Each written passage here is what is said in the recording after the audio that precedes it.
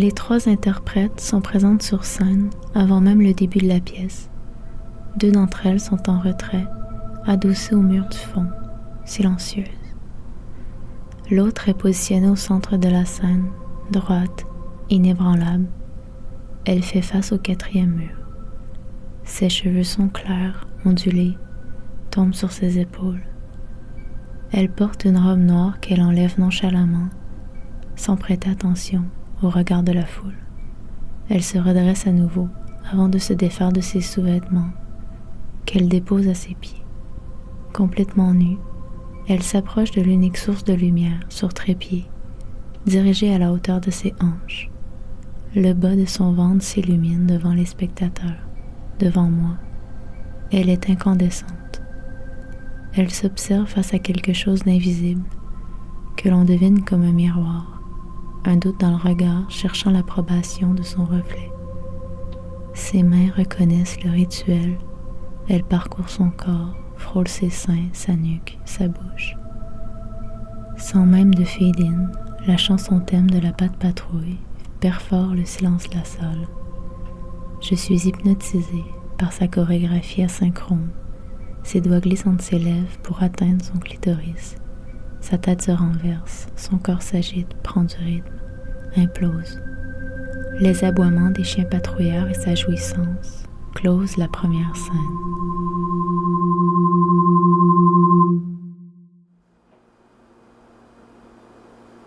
Une odeur de lait chauffé flotte dans la pièce.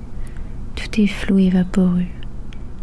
La lumière attise mes paupières encore fermées. Des nuances de blanc crème qui tournent au jaune puis au rouge clair. Comme couché face au soleil l'été. C'est pourtant le froid qui gagne du terrain depuis des mois. Le plancher rapetisse, les fissures s'allongent, le bois craque et s'assèche. Mes mouvements sont lents, engourdis. L'écran bleu de mon cellulaire indique 7h11. C'est le matin. De la fenêtre, j'entrevois la lueur grise et sale de l'hiver. Il fait 18 degrés à l'étage. On chauffe le dehors. Les murs sont des passoires et moi, une roche, bien ancrée au fond du matelas. Je sais que le moindre mouvement des draps sur ma peau aura l'effet d'une rivière au printemps.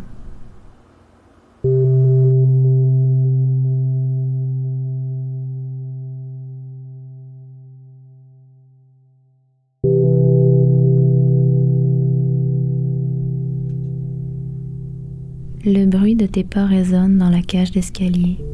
Mes yeux entr'ouverts, je distingue une silhouette plongée dans le lit, sans doute la tienne. La clarté de la pièce assène mes pupilles, les fragilise, les décompose. Des corps flottants noirs s'impriment sur ma cornée.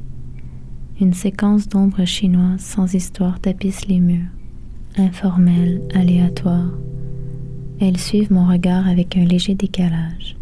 Ma vision lague, mon système plante, encore.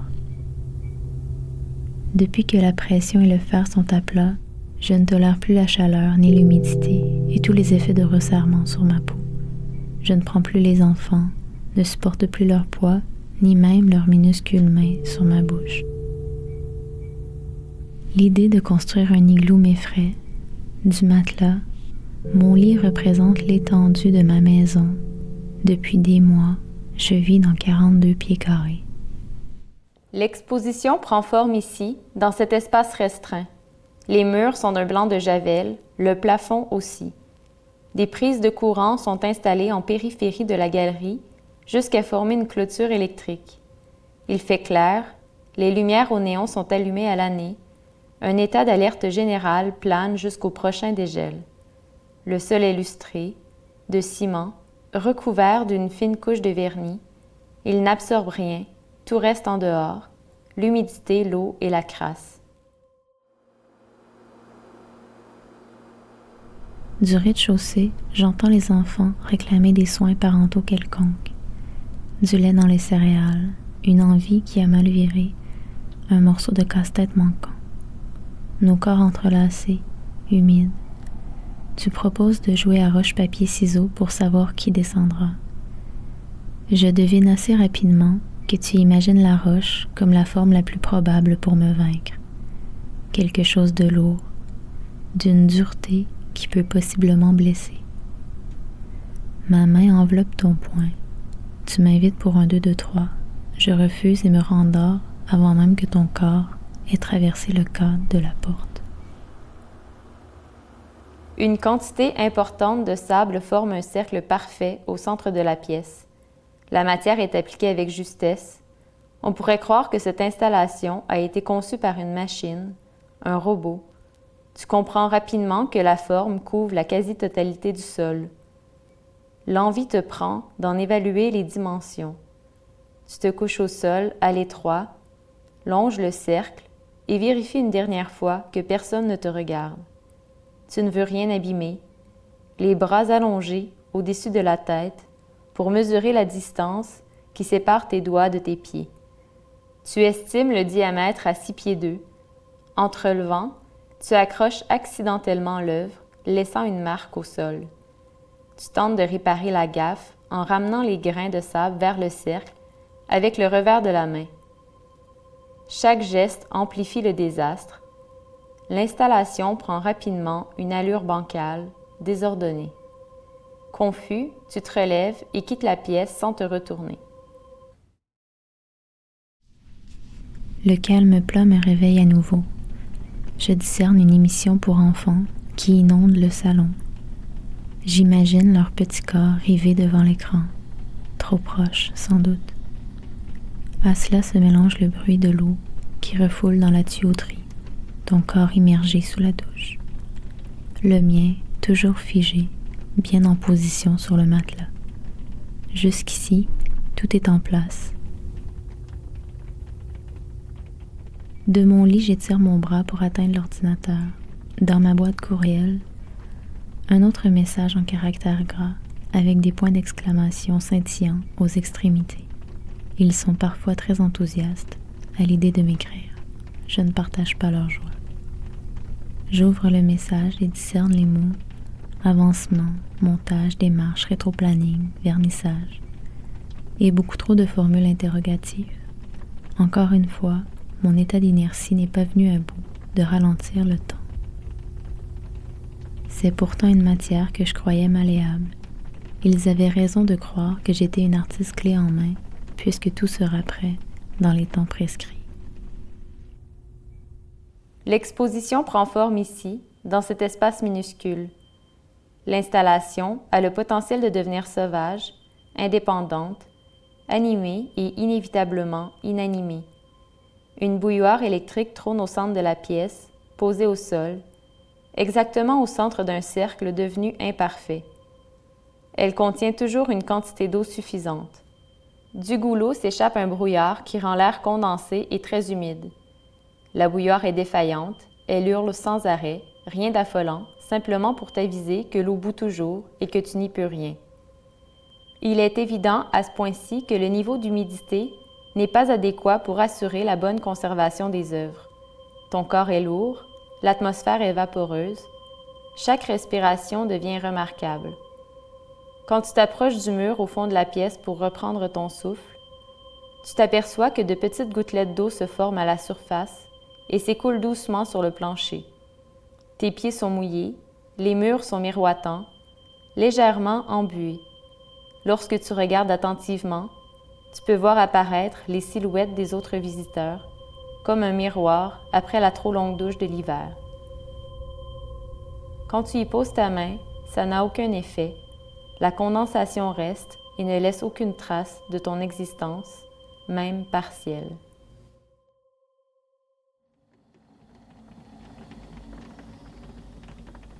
La lumière ne ment pas, je suis en retard. Ma to-do list quotidienne défile dans ma tête, comme une roue qui tourne sur elle-même depuis des mois. Dans mes notes, dans mes rappels courriels, dans mon calendrier. Un genre de rituel poche de l'inachevé. Au top de ma liste, finir une maîtrise. Un peu plus bas, faire une exposition.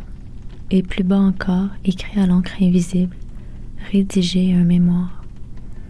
Je prends soin de ne rien m'approprier, jusque dans le langage. Tout se reste dans la cour des autres. le, la, les, un, une, des. La vérité, c'est que je n'ai toujours rien à cocher. À cette liste, je glisse des tâches sans défense pour me donner le feeling d'être utilitaire, fonctionnel, efficace. Appeler ma mère, prendre mes messages, brancher l'ordinateur, faire une liste de souhaits, prendre un bain. Je renchéris le ridicule du complot avec boire du thé, faire une sieste, taper garderie à temps partiel dans un moteur de recherche, vivre une déception, manger des Cheetos, me rappeler que je suis intolérante au gluten. Repeat.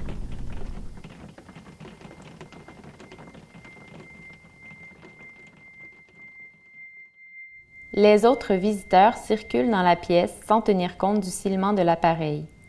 Le son devient ambiant, un bruit de fond, une musique d'ascenseur. Tu as de la difficulté à concevoir que l'on puisse faire fi de ce bruit insupportable. Pourtant, tu sais très bien que la répétition génère l'habitude. C'est d'ailleurs cette même habitude qui provoque une amnésie généralisée dans le trajet quotidien entre la garderie et l'université. Au centre de l'installation, la bouilloire, toujours hurlante, forme un brouillard épais, un bruit maintenant sourd, un cercle formé de milliers de grains de sable. Un cercle inexact, abîmé par la durée de l'exposition. La bouilloire contient une quantité d'eau suffisante. Elle bout sans arrêt. Depuis combien de temps déjà?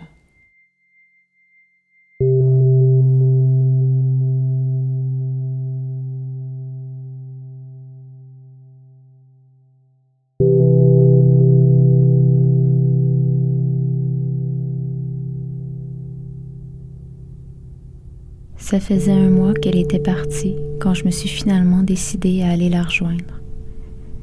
J'avais booké un vol aller-retour. Elle étudiait dans une université qu'on dit reconnue par les pairs que j'enviais, peut-être un peu. Les soirs, nous sortions avec ses collègues. On passait nos nuits dans la brume. Elle me montrait l'endroit où elle enterrait les bâtons de baseball, le parc qu'il fallait traverser plusieurs fois par jour, le labyrinthe pour se rendre à son atelier, le marché où acheter les fraises. Elle m'avait aussi initiée au hot yoga. J'avais trouvé ça rough, surtout la chaleur et l'anglais. Je comprenais à moitié et mes salutations au soleil étaient rouillées. Après le cours, on s'était changé rapidement dans le vestiaire. J'avais remarqué que sa colonne vertébrale traçait une ombre curviligne au centre de son dos. Ça m'avait touchée. Au réveil, elle préparait des toasts au beurre de peanut, du café et parfois des pommes coupées en quartiers.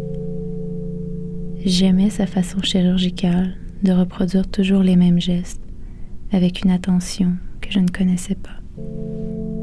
L'eau chaude, le café moulu, les mesures et la cuillère de bois. J'attendais le moment où sa main se déposerait sur le piston de la cafetière pour infuser le café. D'une lenteur infinie, afin d'éviter que les grains remontent à la surface.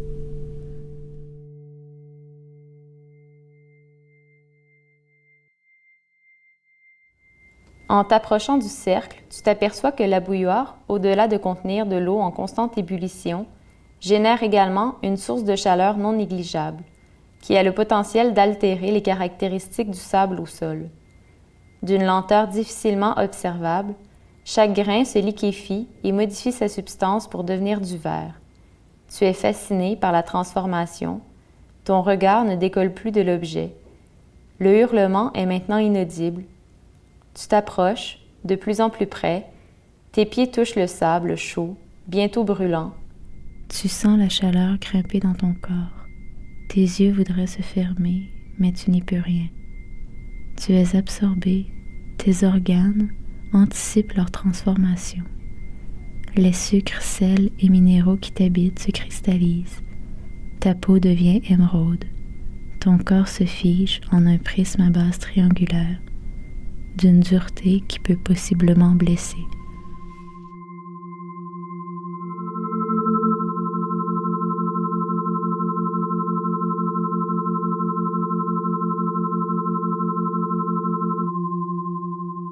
À cet instant, je me rappelle que je suis au théâtre, que même si elle est nue et qu'elle se touche réellement, elle n'a pas joué pour vrai. Je me demande si on peut jouer au théâtre, si on peut accoucher, allaiter et mourir au théâtre. Est-ce que ça changerait si c'était le cas?